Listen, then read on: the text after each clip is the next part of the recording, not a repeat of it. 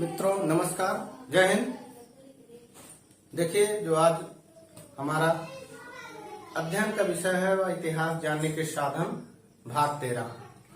अब तक हमने 12 भागों में इसके अन्य विषय को जाना, जैसे चारों वेद, पुराण, वेदांत, उपनिषद, ब्राह्मण, यानी कि कोई ऐसा क्षेत्र नहीं था जिसको हमने पूरा नहीं किया। और विदेशी यात्रियों के विवरण में चीनी यात्री, अरबी यात्री और यूनानी यात्री, इनका भी हमने अध्ययन कर लिया। जो अब देखिए, सबसे महत्वपूर्ण इतिहास जानने के साधन में सबसे ज्यादा महत्वपूर्ण जो इसकी सबसे ज्यादा उपयोगिता है वह है पुरातत्व संबंधी साक्ष्य। अब जो हमारे पुरातत्व संबंधी साक्ष्य हैं, देखिए जहां पर साहित्यिक साक्ष्य मौन हो जाता है, निष्प्रभावी हो जाता, कह सकते हैं कि यानी कि जहां पर साहित्यिक साक्ष्य या जो हमारे विदेशी यात्री हैं उनके विवरण, इन सबसे जहां से हमको जानकारी नहीं मिल पाती है, यानी कि सबसे महत्वपूर्ण जानकारी जो स्रोत है हमारा वह है पुरातत्व संबंधी साक्ष्य। क्योंकि यहाँ साहित्यिक साक्ष्य मौन हो जाते, इस पृथ्वी के गर्भ में छिपी हुई जानकारी को कैसे हमको मिली? इन्हीं पुरातत्व संबंधी साक्ष्य। अगर आज पुरातत्व न होता तो शायद हमको हड़प्पा सभ्यता के विषय में कोई जानकारी नहीं मिलती, प्रागैतिहास के विषय में हमको कोई नहीं जानकारी मिलती कि कैसे हमारा मानव था, कैसे रहता था, क्या उसके खान पान थे, कैसे रहन सहन थे, क्या धर्म था, क्या संस्कृति थी, क्या व्यवस्था थी। देखिए क्यों? क्योंकि अगर हम इतिहास को देखें, थोड़ा सा देखिए 2 मिनट पहले लेंगे हम इसको। देखिए, जिसे हम इतिहास को 3 कालखंडों में बांटते हैं ना, मानते हैं ना, जैसे अदैतिहासिक काल, प्रागैतिहासिक काल, नहीं लोग जो जानते हैं आज जान लीजिए, प्रागैतिहासिक काल। देखिए, इसको समझ लीजिए, अपने आप आ जाएगा। प्रागैतिहासिक काल, अदैतिहासिक काल,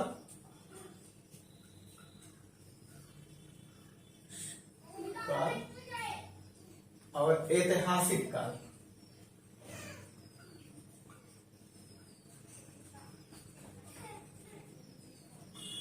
देखिए, अब इनमें दोनों में, तीनों में जो प्रागैतिहासिक काल है, आदि ऐतिहासिक काल है। हमको देखिए प्रागैतिहासिक काल के विषय में कोई भी लिखित साक्ष्य नहीं था, क्योंकि यह क्या था? निरक्षर समाज था। कैसा समाज था? पढ़ने लिखने की कोई ऐसी व्यवस्था नहीं थी, पूरी तरह से निरक्षर समाज था। इससे हमको कोई ऐसा भी लिखित साक्ष्य नहीं मिलता है कि जिससे हम जानकारी प्राप्त करें। आगे चल के जब हम प्रागैतिहासिक काल, पूरा पाषाण काल पढ़ेंगे, पूरा विस्तार बताएंगे, आज से समझने के लिए जानेंगे। उसके बाद अदैतिहासिक काल हमारा आता है, जिसमें हम हड़प्पा सभ्यता को रख सकते हैं। ठीक, इसमें हम हड़प्पा सभ्यता को, जो हमारा हड़प्पा सभ्यता है उसको हम रख सकते हैं। ठीक, तो देखिए अदैतिहासिक काल में हमको लिखित साक्ष्य मिले हैं, ऐसा बात नहीं हमको लिखित साक्ष्य नहीं मिले, लेकिन क्या है, हम उसको पढ़ने में सफलता नहीं प्राप्त कर सके। कोई भी हमको साक्ष्य मिल जाए, कुछ भी मिल जाए, इसे हमको किताब दे दिया जाए, ठीक, या हमने इसको लिख दिया, जितने हमारे छात्र हैं उनको इसको पढ़ना नहीं आता, तो क्या करेंगे बताइए? तो जो हमको वहां से लिखित साक्ष्य हमको मिले हैं, जो मुद्राएं मिली हैं, उनको पढ़ने में अभी तक हमको सफलता नहीं मिली है। इसमें क्या लिखा है, कोई अभी तक सफल हो नहीं। अब तीसरा काल जो है ऐतिहासिक काल, ठीक, इसी से हमको लिखित साक्ष्य मिला और पढ़ने में भी हमको सफलता मिली। तो यानी कि इन 2 कालों को समझ लीजिए कि अगर आज पुरातत्व न होता तो इनके विषय में हम कोई जानकारी नहीं प्राप्त कर सकते थे। क्योंकि हम देखते हैं कि जो हमारा हड़प्पा सभ्यता, नगरीय सभ्यता थी, कैसे उनके अन्नागार थे, कैसे स्नानागार थे, यानी कि कैसी बाजार की व्यवस्थाएं थे, इन सब के विषय में जानकारी का जो हमको प्रमुख स्रोत है वो हमारा कौन सा है? पुरातत्व, जिसका कि आज हम अध्ययन करेंगे। ठीक, अब देखिए कितना समझ में आ गया होगा। जब पाषाण काल पढ़ाएंगे तो एक बार इसको हम विस्तार से बता देंगे। ठीक, अब चलिए देखिए, जो आप आज का हमारा विषय है पुरातत्व संबंधी साक्ष्य। पुरातत्व संबंधी साक्ष्य।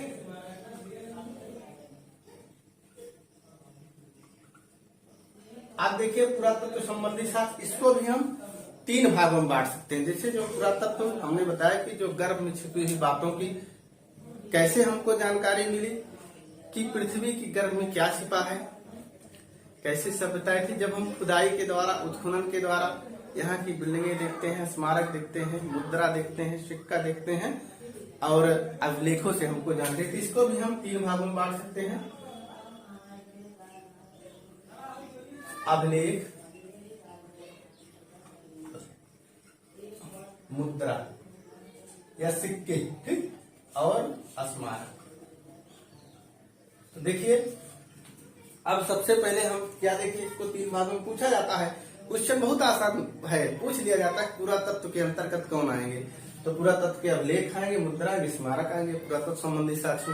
इसी में कोई साहित्यिक साक्ष्य दे देंगे तो पूछ लेंगे इसमें कौन नहीं आएगा, तो अगर आप जानते नहीं रहेंगे तो गलत कर देंगे, ठीक। तो इसको जानते पहली चीज अब हम आज अभिलेख का अध्ययन करेंगे, ठीक।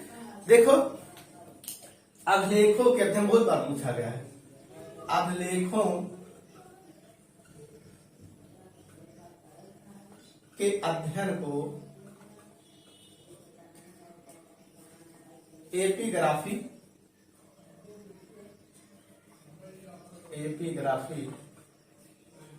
अभिलेख शास्त्र कहते हैं। एपिग्राफी अभिलेख शास्त्र कहते हैं, ठीक। आप देखिए क्या कहते हैं, अभिलेखों के अध्ययन को एपिग्राफी या अभिलेख शास्त्र कहते हैं। और अभिलेखों क्या है, समय समय पर विकास हुआ, जैसे विभिन्न जो भाषाएं थी, ब्राह्मी सबसे पहले जो इसकी भाषा को मिलती है, इसकी जो लिपि मिलती है ब्राह्मी लिपि मिलती है। लेकिन आगे चल के बहुत सी लिपियों में मलयालम लिपि, कन्नड़ लिपि, अभी जब आगे आप हम पढ़ाएंगे तो उसमें देखेंगे आप, उसके बाद कई संस्कृत लिपि में इसका क्या है, विकास होता है। तो अभिलेखों के अध्ययन को क्या एपिग्राफी करते, और इनकी भाषा के विकास को, ठीक, इनकी भाषा के विकास को क्या पूरा लिपि विद्या भी कहते हैं, ठीक। अब इसके बाद जो हमको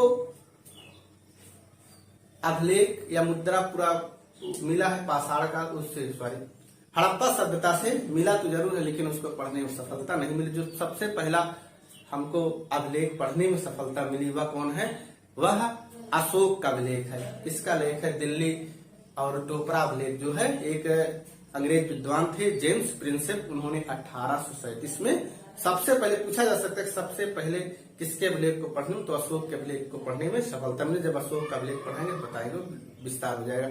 तो अब इसके बाद जो सबसे प्राचीन अभिलेख हमको मिलता है मध्य एशिया के बोगज कोई, कहां से मिलता है, मध्य एशिया में एक स्थान है बोगज कोई, जहां से हमको सबसे प्राचीन कालीन अभिलेख मिलता। इसमें क्या है, 4 वैदिक देवताओं इंद्र, मित्र, नासक और वनु, इसकी समय जो है 1400 ईसा पूर्व।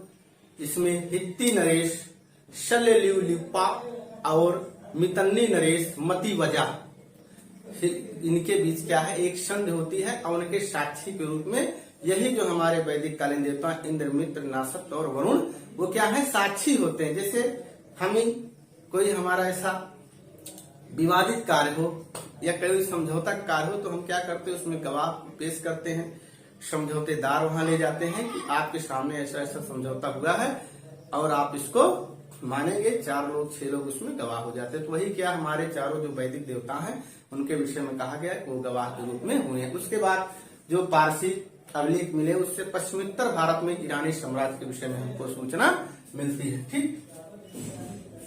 सबसे प्राचीन अभिलेख है मध्य एशिया के, कहेंगे बोगज कोई मिलता है, कहेंगे बोगज कोई। देखिए इस पर सब पर मत जाना, कोई मिला है,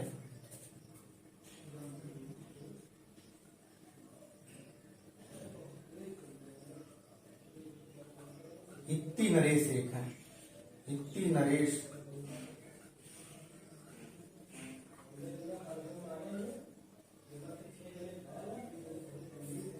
शल्यलिपा और मितन्नी नरेश।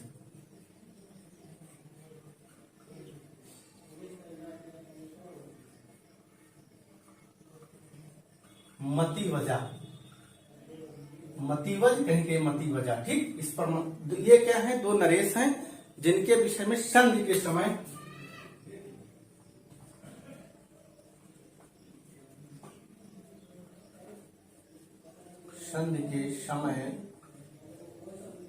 वैदिक देवता इंद्र मित्र नासक, इनको अश्वनी कुमार भी कहा जाता है। नासक है वरुण, नासक और इंद्र मित्र नासक और वरुण। देखिए जो सबसे प्राचीन काल है मध्य एशिया के भोगज को इससे मिलता है 1400 ईसा पूर्व में, जिसमें क्या है हित्ती नरेश सलीलुप्पा और मितन्नी नरेश मतिवजा के बीच एक संधि होती, उस संधि के गवाह के रूप में, ठीक साक्षी के रूप में 4 वैदिक काल देवता इंद्रमित्र नासक और वरुण उस समय पेश होते हैं। अब इसमें देख, इससे क्या हमको जाने, इसका समय भी जान लीजिए 1400 ईसा पूर्व। समय कितना है, समय बहुत बार पूछा गया है, 1400 ईसा पूर्व। इससे हमको वैदिक कालीन समय के विषय में जानकारी मिलती है। वैदिक कालीन समय के विषय में जानकारी मिलती है, ठीक। इतना देखिए ये बहुत महत्वपूर्ण है, बराबर पूछा जाता है। आप उठा के देख लीजिए पुराना पेपर, तब आप बताएंगे बहुत महत्वपूर्ण। अभिलेखे पे अध्ययन को एपिग्राफी अभिलेख शास्त्र कहते हैं, ये भी बराबर पूछा जाता है। उसके बाद सबसे प्राचीन अभिलेख मध्य एशिया के भोगज कोई से, इसका समय पूछा है कहां से, भोगज कोई से 1400 ईसा पूर्व में हित्ती नरेश सलीलुप्पा और मितन्नी नरेश मतिवजा के बीच एक संधि होती है, जिसमें यही 4 गवाह इंद्र मित्र नासक वरुण वैदिक काल, इनके विषय में इनका नाम पूछ लिया जाता है, कौन कौन उसमें उपस्थित हुए थे। तो इतना जान लीजिए, बहुत महत्वपूर्ण, इसको लिख लीजिए, बहुत ही महत्वपूर्ण परीक्षा के दृष्टि से। इतना हो गया। अब हम इसके बाद इसको आप लिख लीजिए, तो आगे बढ़ते हैं। हो गया इतना, चलिए अब एक बार देखिए फिर से। एक है देवदत्त रामकृष्ण भंडारकर, देवदत्त रामकृष्ण भंडारकर, DR भंडारकर। देखिए चाहे जो क्वेश्चन पूछ लिया जाए, अब चाहे पूरा नाम उनका देवदत्त रामकृष्ण भंडारकर, रामकृष्ण भंडारकर, रामकृष्ण भंडारकर। अब देखिए, अब इन्हीं में अगर इनका 60 नाम पूछ लिया जाए DR भंडारकर, तो आप ये मत सोचना गुरुजी आपने ये पढ़ा दिया। DR भंडारकर अगर पूछ लिया जाए, DR भंडारकर, ठीक। तो इससे आपको चाहिए देवदत्त रामकृष्ण भंडारकर, DR भंडारकर, इन्होंने देखिए पूछा जाता है कि कौन सा इतिहासकार है जिसने मौर्य अशोक का अभिलेख, अब अशोक का शासनकाल जो है के विषय में या मौर्यों की शासन व्यवस्था के विषय में सिर्फ अभिलेखों के आधार पर लिखने का प्रयास किया। इन्होंने सिर्फ अभिलेखों का सहारा लिया। किसका सहारा लिया? इन्होंने सिर्फ, देखिए ये क्या करते हैं, ये कहते हैं कि हम अशोक का इतिहास सिर्फ अभिलेखों के आधार पर हमने लिखा है। अशोक के इतिहास को केवल अभिलेखों के आधार पर, अभिलेखों के आधार पर लिखने का दावा करते हैं।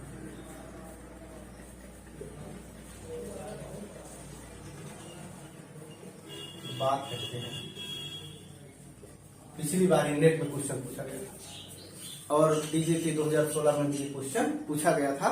तो देवदत्त रामकृष्ण भंडारकर, DR भंडारकर ने अशोक के इतिहास को केवल अभिलेखों के आधार पर लिखने का प्रयास किया, दावा किया, कहते हैं हमने लिखा है, ठीक। आगे इसमें और बढ़ा लीजिए, नहीं तो बात कही है प्रयास किया है, ठीक, प्रयास किया है, इसको भी लिख लीजिए, समझने के लिए समझ, ठीक। इन्होंने कहा इसके आधार पर लिखने की बात कही है और इन्होंने अभिलेखों के आधार पर ही अशोक के इतिहास लिखने का प्रयास किया है, ठीक। ये इतना हो गया क्लियर। अब देखिए सबसे जो प्राचीन अभिलेख है, क्यों हम कहते हैं कि अशोक का अभिलेख है, क्योंकि सबसे पहले अशोक के ही अभिलेख को पढ़ने में सफलता मिली।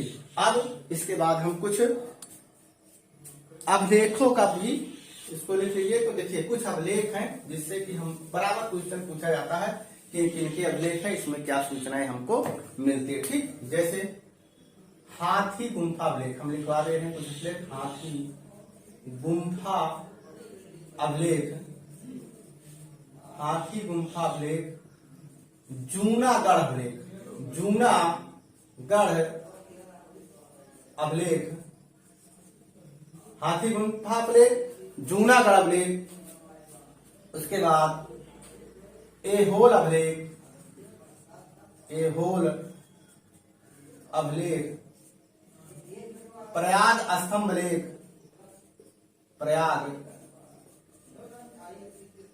स्तंभ लेख, मंदसौर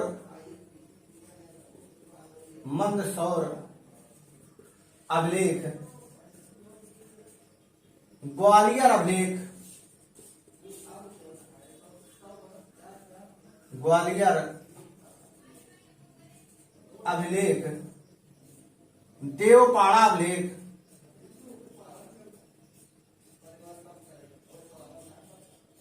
देवपाड़ा अभिलेख, जूनागढ़ भीतरी,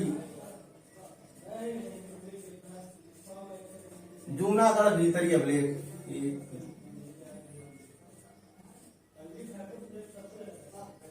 जूनागढ़। देखिए अब इतना पहले इन अभिलेखों को जानिए।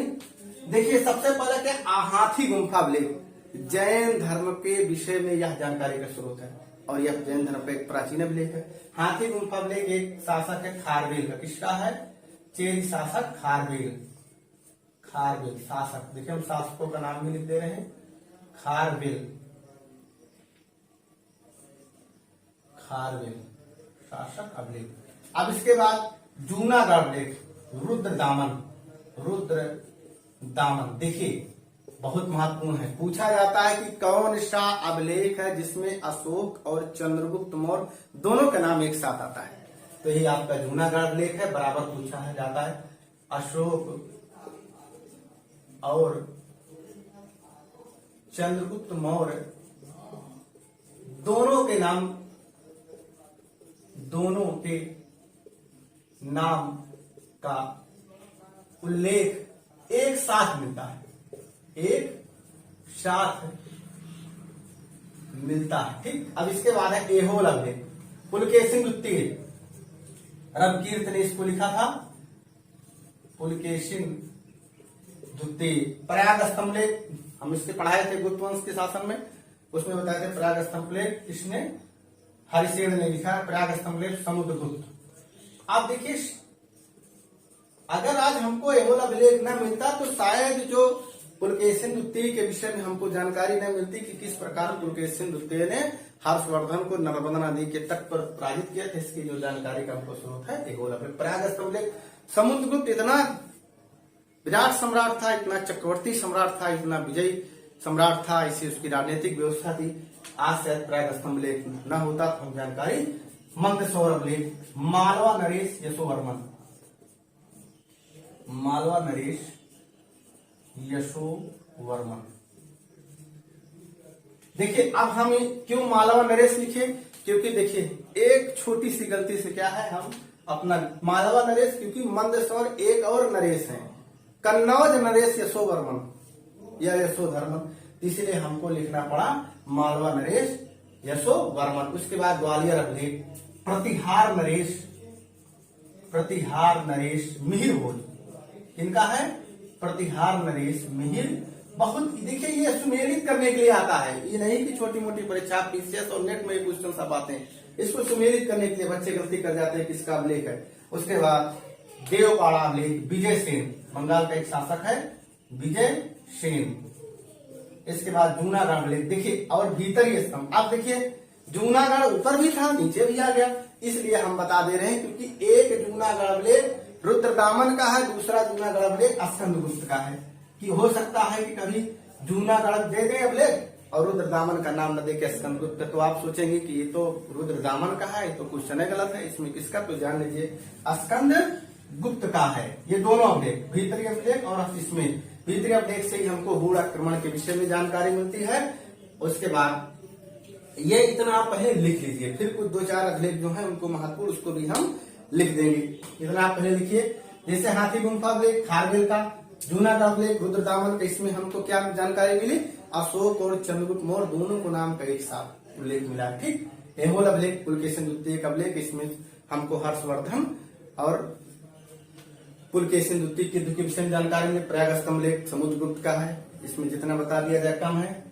मंदसौर अभिलेख मालवा नरेश यशोवर्मन, ग्वालियर अभिलेख प्रतिहार नरेश मिहिर भोज, बहुत ही प्रतापी शासक थे। प्रतिहार वंश के, देवपाड़ा अभिलेख विजय सेन का, और जूनागढ़ और भीतरी अभिलेख स्कंद गुप्त का है, जो कि एक गुप्तवंशी शासक थे। ठीक, इतना हो गया हो। तो कुछ और है, उनको भी हम आपको बता दें। चलिए लिख लीजिए।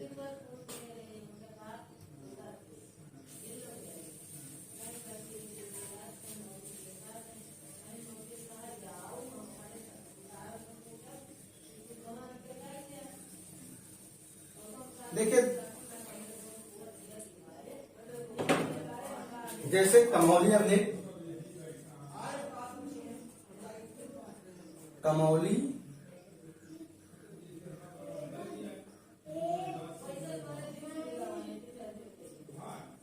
कमौली लेख, खजुराहो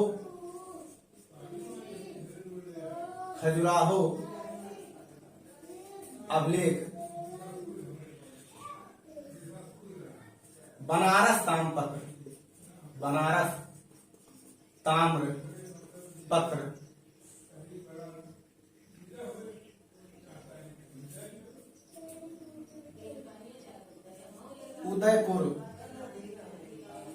उदयपुर प्रशस्ति। ये देखिए, ये सब क्या है, ऐसे अभिलेख हैं जिनका बहुत कम उल्लेख मिलता है और बच्चे क्या करते हैं, इसमें गलती भी कर जाते हैं। ठीक, इसको हमको लगा कुछ महत्वपूर्ण है, इसके विषय में दिल्ली शिवालिक अभिलेख। ठीक, इतना देखिए, ये सब बहुत कम उल्लेख मिलता है। तो देखिए, कमौली लेख, खजुराहो का लेख अभिलेख और बनारस ताम्रपत्र। ठीक, जो हमारा इसमें सबसे महत्वपूर्ण है ये दिल्ली शिवालिक अभिलेख। ठीक, तो दिल्ली शिवालिक जो अभिलेख हमारा है, ये क्यों महत्वपूर्ण है, क्योंकि ये सब देखिए आगे चल के पूर्व मध्यकाल के अभिलेख है। ये किसका है, पहले जिनका नाम होंगे, गढ़वाल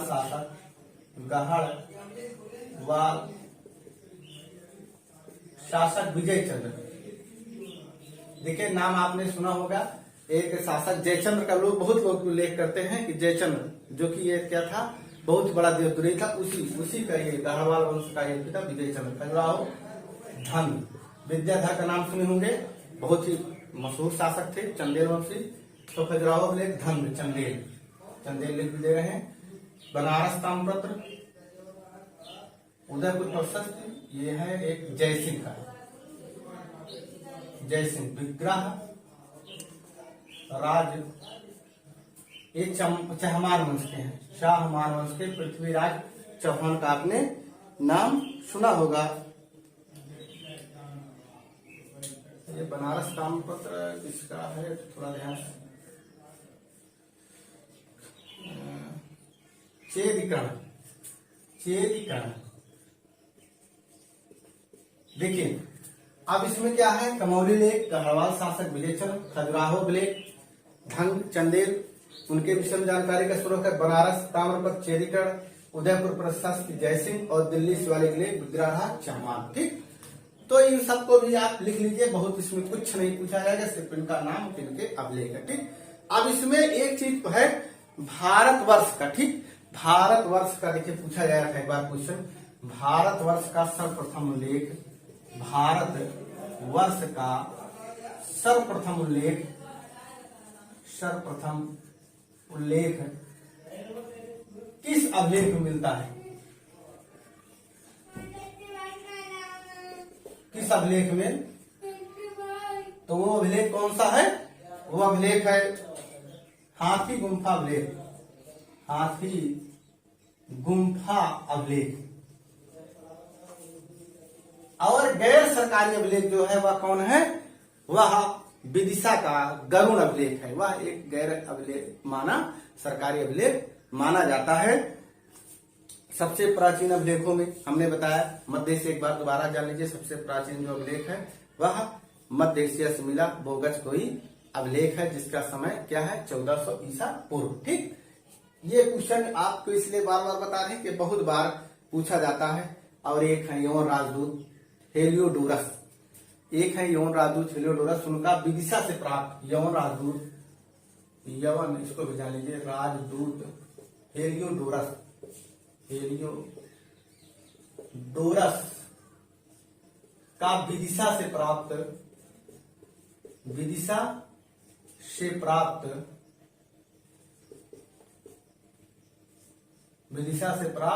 गरुड़ स्तंभ लेख या किसके लिए बहुत ज्यादा प्रसिद्ध है, या भागवत धर्म से। ठीक, भागवत धर्म के विषय में जानकारी हमको इससे, भागवत धर्म के विषय में जानकारी मिलती है। हम इसको भागवत धर्म से संबंधित सबसे प्राचीन या भागवत धर्म से संबंधित प्राचीन अभिलेख भी कह सकते हैं। यून राजदूत हेलियोडोरस का विदिशा से प्राप्त गरुड़ स्तंभ लेख। ठीक, इतना क्लियर हो गया, इसको लिख लीजिए। और अब जो इसके बाद बच रहे हैं मुद्रा और सिक्का, उसको हम इसके बाद बताएंगे। इतना आप लिख लीजिए। कोई चीज इसमें ऐसा हो कि जो आपको ना समझ में आया हो तो उसको आज कमेंट बॉक्स में लिख सकते हैं। और वीडियो को देखिए, जब तक आप पूरा नहीं देखेंगे, एक एक पॉइंट समझेंगे नहीं। देखिए, ये नहीं कि आप जल्दी जल्दी देख लीजिए, उसको जाके समझेंगे नहीं, तब तक सफलता नहीं मिलेगी। और एक दिन में आप सोचिए कि एक बार देख लिया, हमको तैयार हो गया, तो तैयारी में समय लगता है। धैर्य और समय, जब तक आप नहीं, दो चीज अगर आपके पास नहीं तो आप जान लीजिए कि असफल हो जाएंगे। इसलिए आपके पास धैर्य होना चाहिए, आपके पास समय होना चाहिए। धैर्य के साथ आप अध्ययन करिए। और कोई बहुत ब्रिलियंट नहीं होता, कोई बहुत कमजोर नहीं होता, सब सामान्य बुद्धि के ज्यादातर बच्चे मिलते हैं। तो आप कितना मेहनत करते हैं, कितना सही मेहनत करते हैं, ये डिपेंड करता है। ये डिपेंड नहीं करता है कि आपका दिमाग बहुत तेज है कि बहुत लो है। कितना आप ईमानदारी से अध्ययन कर रहे हैं। तो आपसे विशेष निवेदन है कि ज्यादा से ज्यादा आप मेहनत करिए, ज्यादा से ज्यादा अध्ययन करिए और रिवीजन करते रहिए। ठीक है, जब तक आप रिवीजन नहीं करेंगे, इसका नोट्स बना लीजिए। कहीं कोई दिक्कत हो तो आप कमेंट बॉक्स में लिख सकते हैं, कोई समस्या नहीं। ज्यादातर ऐसे बच्चे हैं जिनके पास हमारा मोबाइल नंबर है, हमसे बात भी कर सकते हैं। लेकिन आप देखें, पूरा वीडियो देखें और पुराना वीडियो इसके पहले के जरूर देख लें। ठीक, चैनल को ज्यादा से ज्यादा आगे बढ़ाने की कोशिश करें। जो लोग सब्सक्राइब किए उनके लिए नहीं, जो ना किए हो, नए देख रहे हो, चैनल को सब्सक्राइब कर लें, लाइक और शेयर कर लें, अपने मित्रों में भी इसको बांट दें। ठीक, धन्यवाद, नमस्कार, जय हिंद।